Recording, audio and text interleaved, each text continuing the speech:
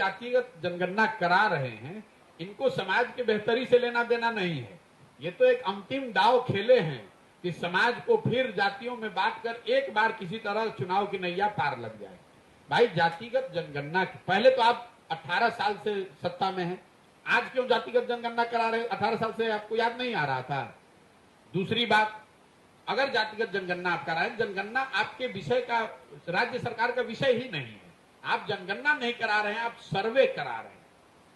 सर्वे करा रहे हैं। जनगणना तो केंद्र सरकार का विषय है और सर्वे और जनगणना में जमीन आसमान का फर्क है, क्योंकि सर्वे का कोई लीगल सैंक्टिटी नहीं है। इस बात को कभी सरकार ने स्पष्टता से नहीं बताया कि सर्वे का जो रिजल्ट आएगा उसकी मान्यता क्या होगी। उसकी मान्यता तो कुछ है नहीं, कुछ जानकारी। तो सर्वे तो राज्य सरकार कभी भी करा सकती है। और अगर मान लीजिए आपने करा भी लिया, अगर उसको लीगल सैंक्टिटी मिल भी गई, तो जातियों की जनगणना होने मात्र से लोगों की जिंदगी तो सुधरेगी नहीं।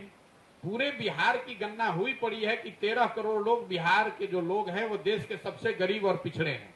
ये तो जानकारी आपके पास है, इसको काहे नहीं सुधार रहे? दलितों की जनगणना तो आप आजादी के बाद से कर रहे हैं, उनकी दशा आप क्यों नहीं सुधार रहे हैं? उसके लिए आपने क्या किया? मुसलमानों की जनगणना करी हुई है, दलितों के बाद बिहार में सबसे ज्यादा गरीबी और फटेहाली से मुसलमान भाई जूझ रहे हैं, उनके लिए आपने क्या किया? आप किसी गांव में चले जाइए, जो दलित टोले हैं, जो मुसलमानों के इलाके हैं, वहां आपको आंख से दिखता है कि कितनी ज्यादा गरीबी, बदहाली, फटेहाली है। तो ये जनगणना कराने, और जो जनगणना के विरोध में जो लोग हैं, मैं उनको सुझाव दूंगा कि आप विरोध मत कीजिए। क्यों विरोध कर रहे हैं? भाई समाज में कोई वर्ग अगर सही मायनों में पीछे छूटा हुआ है, उसकी संख्या ज्यादा है और उसकी गणना हो रही है, सरकार सर्वे करा रही है, तो कराने दीजिए। ये तो सरकार आपको उलझा रही है कि आप लग जाइए, आधे लोग लग जाए जनगणना के पक्ष में, आधे लोग लग जाए जनगणना के विरोध में। कोई इसकी चर्चा ही न करे कि बिहार में पढ़ाई हो रहा है कि नहीं, कि रोजगार हो रहा है कि नहीं। सब जाति में फिर आग लगा के अपना एक बार रोटी सेक के एक बार फिर मुख्यमंत्री बन जाए। 10 महीना से चल रहे हैं, जहां पर जाइए लोग विधायक को, एमपी को गालियां दे रहा है। फिर हम लोगों से पूछते हैं कि अच्छा भैया आप इतना नाराज हैं तो जीत क्यों रहे हैं? तो कहता है क्या करे भैया, विकल्प नहीं है, इन्हीं को देना पड़ता है। आप ये बताइए कि अगर लोग इतना नाराज हैं अपने विधायक से, तो विधायक 3 बार 4 बार जीत कैसे रहा है? उसको आप ही और हम लोग तो जिता रहे हैं मिलके। तो अगर आप यहाँ पर जो आपके सांसद हैं, उस सांसद के बारे में लोग बता रहे हैं कि लोगों ने चेहरा ही नहीं देखा है।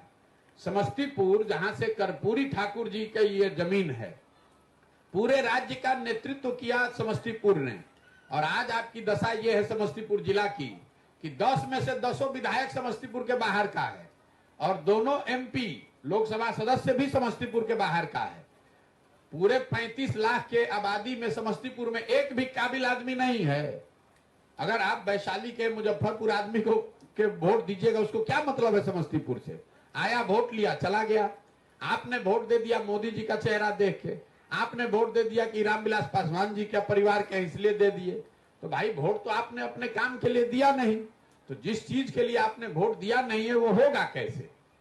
जिसको आपने वोट दिया है उसको भी मालूम है कि आप तो काम के लिए नहीं वोट दिए हैं, आप तो हिंदू बन के वोट दिए, आप तो जात के लिए वोट दिए। आपने इसलिए वोट दिया कि उनके बाबूजी लालू प्रसाद यादव जी हैं कि रामविलास पासवान जी हैं। तो इस अभियान देखिए, ये 50 वर्ष से जमी हुई काई है, एक दिन में नहीं सुधरेगी, लेकिन प्रयास किसी को तो करना पड़ेगा। गांव गांव, घर घर जाकर लोगों को समझाना पड़ेगा कि भाई आप खड़े होइए। लोगों को आजादी कैसे मिली? 200 साल से हम लोग जी रहे थे गुलामी में। लोगों ने, नेताओं ने उस समय के आकर घर घर लोगों को समझाया कि भाई पेट भरने से नहीं होगा, आजादी आपका अधिकार है, आप खड़े होइए, लड़िए। गांव गांव से हर समाज के लोग खड़े हुए, तब न देश को आजादी मिला। तो अगर बिहार को गरीबी से, भ्रष्टाचार से, बेरोजगारी से आजादी दिलाना है तो सबको लगना पड़ेगा, खाली एगो नेता के आने से नहीं होगा। उद्योग की बात हर लोग कर रहे हैं, वो है शराब माफिया और बालू माफिया।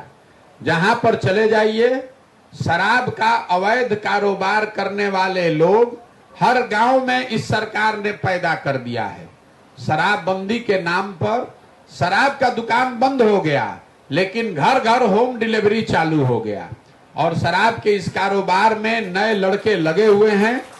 और हर गांव में जो लोग बता रहे हैं कि लोग मोटरसाइकिल खरीद के, इवन युवा युवा के साथ साथ जो लड़कियां हैं वो भी कई गांव में लोग बताते हैं कि शराब के अवैध कारोबार में लोग लगे हुए हैं। हर साल बिहार सरकार का, बिहार के लोगों का शराबबंदी के वजह से 20,000 करोड़ रुपए का नुकसान हो रहा है। और ये पैसा जा कहां रहा है? ये पैसा जा रहा है पुलिस के हाथ में, प्रशासन के हाथ में, शराब माफिया के हाथ में। गांव गांव में एक और समस्या शुरू हो गई। जब शराब लोगों को नहीं मिल रहा है तो लोग अलग अलग तरीके का नशा का काम शुरू कर दिए हैं। कोई स्मैक खा रहा है, कोई ड्रग्स खा रहा है। ये स्थिति पहले बिहार में नहीं थी। शराब माफिया के साथ साथ एक और जो माफिया बिहार में अभी सबसे ताकतवर है वो है बालू माफिया। जहां पर आप जाइए बालू का बड़े स्तर पर कारोबार हो रहा है। हजारों करोड़ रुपया सरकार का चोरी करके, बिहार के लोगों का चोरी करके, पुलिस और प्रशासन की मदद से अवैध बालू का कारोबार पूरे बिहार में चल रहा है। इस पूरे पदयात्रा के दौरान जो लोगों ने 3 सबसे ज्यादा शब्द मुझे बताए, वो पहला शब्द है अफसरशाही। बिहार में लोग अफसरों से परेशान हैं।